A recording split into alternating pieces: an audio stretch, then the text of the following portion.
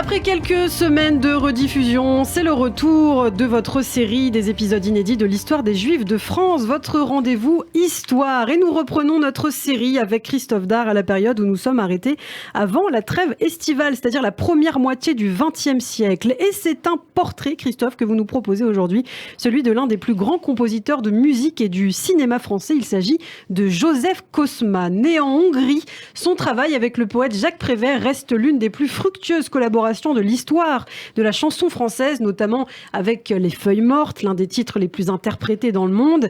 Mais avant de parler de la carrière de Joseph Kosma, eh bien on va évoquer d'abord, Christophe, son enfance et sa jeunesse. Et vous l'avez dit, Ilana, il naît donc en Hongrie, plus précisément à Budapest en 1905. Alors je précise d'emblée, c'est important, que Joseph Kosma n'est pas de la famille de Vladimir Kosma, l'autre compositeur de musique de film et de chansons que l'on connaît bien, puisque notre Kosma, donc celui qui nous intéresse aujourd'hui, est hongrois et s'écrit avec un K, alors que Vladimir Kosma est roumain et son nom s'écrit avec un C. C'est important de le préciser. Alors on en revient donc à notre Joseph Kosma, justement, le moment de sa naissance, donc 1905, Budapest, c'est une ville toute récente, toute neuve, puisqu'elle a été créée en 1873 par la fusion de Buda, alors capitale de la Hongrie, de Pest et d'Óbuda, qui est une petite île sur le Danube. À cette époque, la Hongrie fait partie de l'Empire d'Autriche-Hongrie. C'est un vieux monsieur, un vieil empereur, François-Joseph Ier, qui en est à la tête d'ailleurs, depuis la création de l'Empire austro-hongrois en 1867, qui était déjà là à l'époque.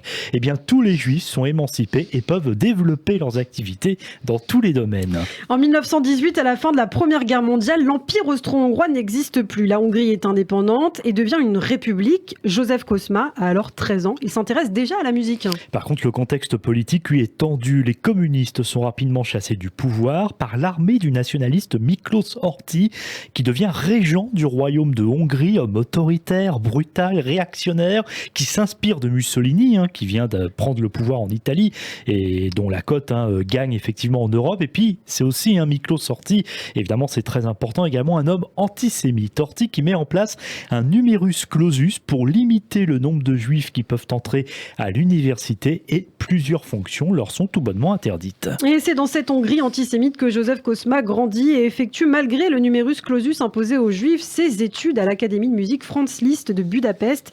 Il est l'élève notamment du compositeur et pianiste hongrois Béla Bartók. Ce que l'on appelle également l'université de musique a été créée en 1875 et porte donc le nom de Liszt, ce pianiste virtuose compositeur qui en a été le premier président. Kosma en sort diplômé donc de cette Académie de musique. Il devient assistant chef d'orchestre à l'Opéra de Budapest, mais évidemment la vie en Hongrie, dans cette Hongrie antisémite, devient pesante pour le jeune homme.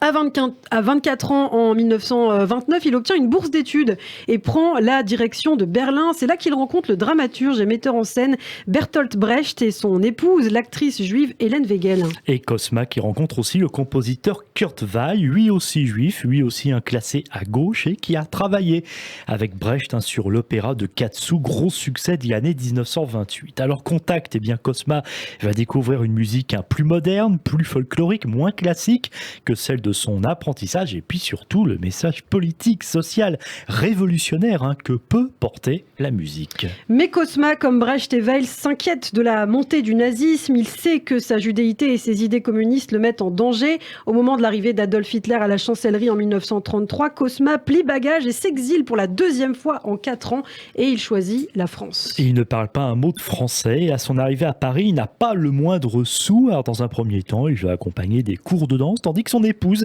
avec laquelle il s'est marié à Berlin, Lily Appel, elle donne des cours de piano. Kosma fait bientôt une rencontre déterminante, on y arrive, celle de Jacques Prévert, 5 ans de plus que Kosma. Alors qui est l'homme à ce moment-là ?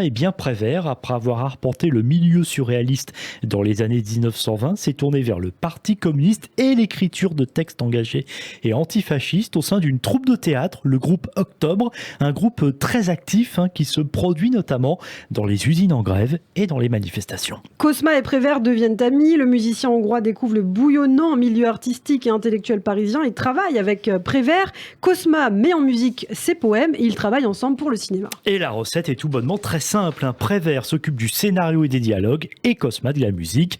Première collaboration, c'est un film de Marcel Carné-Gieni en 1936, puis de Jean Renoir, Le crime de Monsieur Lange, toujours en 1936. Cosma travaille beaucoup sur les films de Renoir. Il y a la partie de campagne qui sortira après-guerre, mais surtout aussi La Grande Illusion, dont on a déjà parlé, qui se passe pendant la Première Guerre mondiale, avec au casting Jean Gabin, Pierre Freinet, Éric Von Stroheim et Marcel Dalliot, mais aussi La Bête humaine, l'adaptation du roman de Zola, toujours avec Gabin, et La Marseillaise, film qui a pour cadre la Révolution française. En tout, il faut savoir que Cosma va travailler sur 10 films de Jean Renoir, dont il partage les mêmes convictions communistes. Ça aide à les rapprocher. En 1940, pour échapper aux lois anti-juives du régime de Vichy, Joseph Cosma se réfugie dans le midi de la France. Jacques Prévert l'aide à se cacher dans les montagnes des Alpes-Maritimes, près de Nice. Malgré l'occupation, il continue de travailler dans la clandestinité sous un prête-nom pour le film de Marcel Carné, Les Visiteurs du soir, avec Arletty et Jules Berry en 1942. Et Joseph Cosma travaille en fait sur 2 compositions du film qui a pour cadre la fin du Moyen-Âge. En fait, c'est pas lui véritablement le seul qui travaille sur ce film, le seul musicien, mais voilà, il contribue à participer dans un contexte forcément particulier. D'ailleurs, alors que la Shoah s'amplifie, il va travailler sous le nom de Georges Mouquet sur un autre film de Marcel Carné et qui, comme Les Visiteurs du soir, a pour dialoguiste et scénariste Jacques Prévert. Ce sont Les Enfants du paradis, super production, on peut dire pour l'époque, avec à nouveau Arletty, mais aussi Jean-Louis Barrault, Pierre Brasseur, un film qui se déroule en 2 parties, 2 époques dans les années 1820 à Paris. C'est pour ça d'ailleurs qu'il est très très long mis bout à bout et qui a été tourné en 1943 et 1944, principalement à Nice. Vous l'avez donc compris,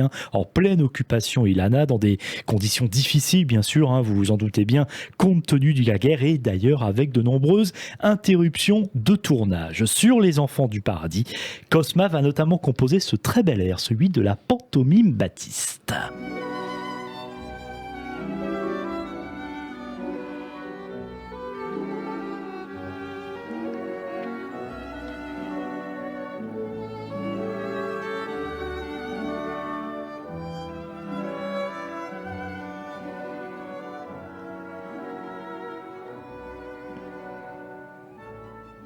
Baptiste, un extrait de la pantomime des Enfants du paradis de Marcel Carné. Donc c'est un air classique, faut rappeler quand même la formation classique de Joseph Cosma, même s'il se met au service, on va dire, de choses plus populaires.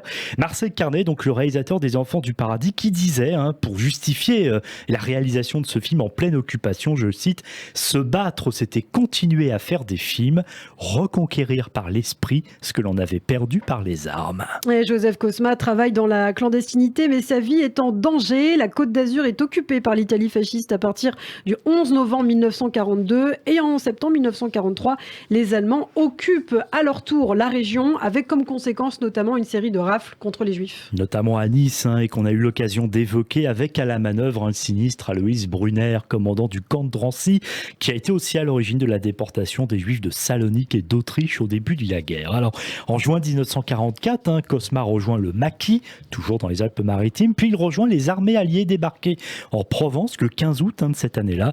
Il est alors blessé lorsque son camion saute sur une mine lors de la libération de Nice quelques jours plus tard. Heureusement, il n'est que légèrement blessé. Soigné avance pendant quelques semaines. Et à noter que Cosma n'est pas le seul juif à travailler dans la clandestinité sur Les Visiteurs du soir et Les Enfants du paradis, 2 films qui ont rencontré un énorme succès et qui figurent parmi les chefs-d'œuvre du cinéma français. Il faut également mentionner le décorateur des 2 films, Alexandre Troner. Merci beaucoup en tout cas Christophe pour la première partie de notre portrait consacré à Joseph Cosma. La suite, ce sera dans le prochain numéro de l'histoire des Juifs de France.